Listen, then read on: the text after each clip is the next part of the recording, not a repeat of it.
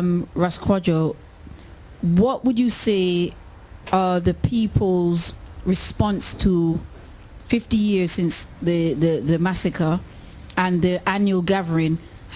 Would you say most of the population is harmonizing with them? Would you say 10% of the population, 80%? What from your understanding?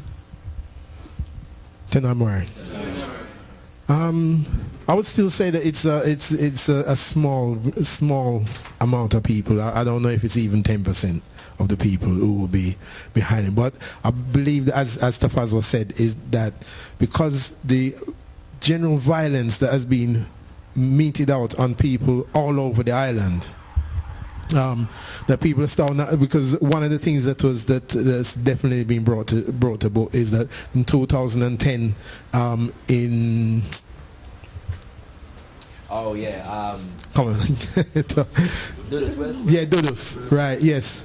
Tivoli Gardens, yeah, in 2010 Tivoli Gardens. Now the way how the police corralled the people in that area was very much reminiscent of how they dealt with the Rasta them.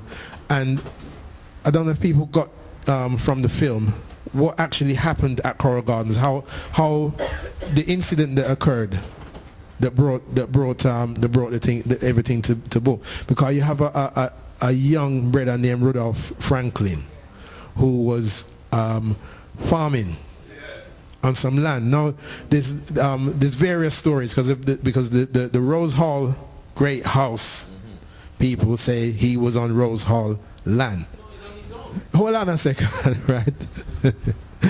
Right? That is the story that the Rose Hall Great House keepers and the plantation owners use as a pretext to move him. Now, Rudolph Franklin says his view was his grandfather left him some land, and he was on his land burning coal, planting food, bringing down to Mobe and feeding people. Now, what they did to him was to come to him and tell him, say, him have to move up, go higher up, because the people them don't want him down here, right? He's getting in their way, he's on their land. So first of all, him never, you know what I mean, say, all right, no problem, I feel him land, so he move up a little way. Them come back and them tell him, say, move up some more. So now, him fed up, you know, so when the third time them come down, I'm say, hey, no, right? So this is where it kick off, that, you know what I mean, him and the police, them came into confrontation. What happened at the petrol station is unclear, because he was shot earlier and went to jail, but he was killed at that point. So what happened at the police station? At the petrol station? How the petrol station came to be burned down is still pretty much unclear. But the point is that you can push somebody only so far, and then they have to stand up and fight back. It's just, you know what I mean? So people say, oh, the Rasta kill. You have to stand for your rights, you know what I mean? The man have family, the man have children, he have, you know, people who he have to look after. So at the end of the day, I don't wrong him, right? Trust me, I don't. However, what happened after now is just brutality, because from that you have the police, the soldiers, and the community. And what you have to remember is people, ordinary people, were beating Rasta wholesale. Anyway them say a dreadlocks man, anyway them say a Rasta man, and beat him. And that's as I said to you, eh? Well, that's what I'm saying, a man with a beard. But I think that is now, 50 years on, that is something that's being used to lessen the whole idea that they were killing Rasta. Right, you know. Yes, they went after Beard Man. I think in the film, Philip Moore says that Wappy King, when Wappy King raped the China girl and blah blah blah, that caused a whole heap of problems. But he was a Beard Man. But in my opinion, and this is my opinion because I wasn't there, but in my opinion, this is a distraction away from the fact that it's Rasta they were killing, Rasta they were going after. But Rasta, wouldn't it also be true to say though that at the time, because you remember Leonard P. Howe never it was a lax man, so there was a lot of Rasta that didn't lax. True. At the same time. You know? However, they defined, by that time, by 1963, Rasta was defined by beard and locks, right? So I'm not taking away from the fact that people like Leonard Howell and earlier man, even members of the Mystic Revelation, and they're beard man, so they weren't locks man, right? However, the main issue and the main thing that distinguished the Rasta man from the beard man was the locks, and it was the chanting of Rastafari. The one thing that doesn't come out as well is that there was, after the massacre, there was a commission of Rastafari people that went to the UN. That they had, and this is 1963, they had over 10,000 names and petitioned the UN, right, and brought this up as a matter of genocide. However, because the Jamaican government have representatives at the UN, they were not allowed to bring it forward of their own back because they had to go through the Jamaica representative. However, the Jamaican government are the said people who had committed genocide against them. So apparently the papers are still held at the UN. And now, 50 years on, people are taking this up and planning to go to the UN, return to the UN, because Rasta now, through the Bongo Spear from Barbados, have a non-governmental position at the UN. So this is something that is being brought up, and as we said, in the general movement for reparations, because Coral Gardens is an incident. However, we have been being killed for ever since we came onto British ships, French ships, Spanish ships. We have been committed genocide against us. So it's just a catalyst to join in with all the other,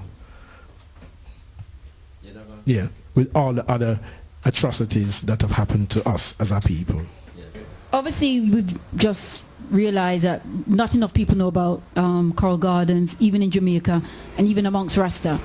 And obviously, with this documentary film, it obviously will proliferate a bit more and, you know, highlight what's taken place. What would you say? I mean, this was Jamaica. What, from your knowledge, how is Rasta treated in other islands? Are they seen the same, or would you say it's different from your experience or knowledge? All right. Generally speaking, Rasta receive the same fight in all of the islands. I mean, it's less now because of the prominence of musicians, certain Rastafari musicians, where what has happened is that governments and nations are selling the image of Rastafari in order to bring tourism, to bring tourists to the island. So this shouldn't be felt to be an acceptance of Rastafari. This is a commercial selling of the image of Rasta. And if people know, particularly, my family is from the island of Dominica, and particularly Dominica have on their statute book a thing they call the dread law. Now the dread law, when it's on the statute book still, but it's not enforced at the moment. Now when the dread law was enforced, you as a dreadlocks, as a Rastafari, were forbidden to enter any towns and cities. You enter the town and city on pain of death. Right? You, as they said, no legal consequences. So if somebody hold you, beat you, and kill you. If somebody hold you, beat you, kill you in town, there was no legal consequence. Police would regularly see a dreadlocks youth and trim them.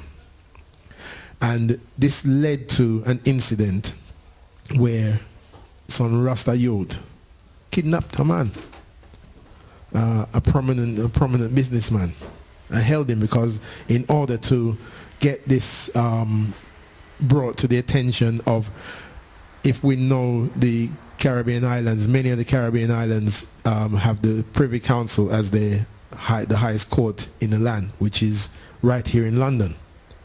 So this was an attempt to bring this, to highlight this to on a more international scale. What happened was the police raided the area where the Rassis had held this man, and he was killed in the, they call it a shootout, but you know, but the upshot of it is that the businessman was killed, and the police happened to catch a brother named Desmond Trotter, who we presently know as Ras Kabinda, who he lives in Shashamane now. But however, Ras Kabinda, Desmond Trotter, was put in jail and was basically sentenced to death for the killing of this businessman, even though there was no evidence that he had personally in any way done this man any harm. And so a campaign went out. I'm sure Jasper will remember, you know. This is just to highlight the fact that there has been atrocities carried out against Rastafari. And remember that the Rasta man, the Rasta youth, because all of us were youth at that time, were fighting for each and every one of us. This, you know, there was, it was always, you know, even though we took up the mantle as Rasta, it was always about fighting for our families. Now, you know, even though our families disowned us and didn't want to know nothing about, because here in England, many of the early youths who came to Rastafari found themselves in mental institutions because their families were coerced by police and doctors to sign to have them sectioned. Because why? Because them just kept saying, I and I, you know, we are Rasta, you know, we are chant out, you know. We said to the youth, them, look to Africa. We said, look to Africa. We said, look to Africa, right? I remember I went into an unemployment office one day, and you know, when I had a job and thing, I went in there, and man said to me, what do you want to do? I said, well, I'll go to Africa. He said, but you know, job. What would you like as a job? Said, I don't want a job. Well, I'll go to Africa, right? You know what them do? They'll cut me off. No more unemployment benefit for you, star. You know what I mean? Eh? That's naivety, you know what I'm saying? That's, you know what I mean? That's naivety, because you can't walk into the people in place and tell them things like that. You can't do that, right? And this is the reality. This is the reality of life. This is the reality. See, because when we come, you know, we have to remember that those elders who you saw on that film were young people, 21, 22, maybe younger. Those of us who came to Rastafari in England came to Rastafari when we were 15, 16, 17. We were naive, and we didn't understand, as man said, we didn't understand the political systems that were engaged against us. So we walked into places and said things that we really shouldn't have said. We often did things that what needed to be done, but not in that arena. So today, 50 years on, we are the elders, and we are here to bring our story to the younger people, so that they can kind of understand what we went through, what people went through.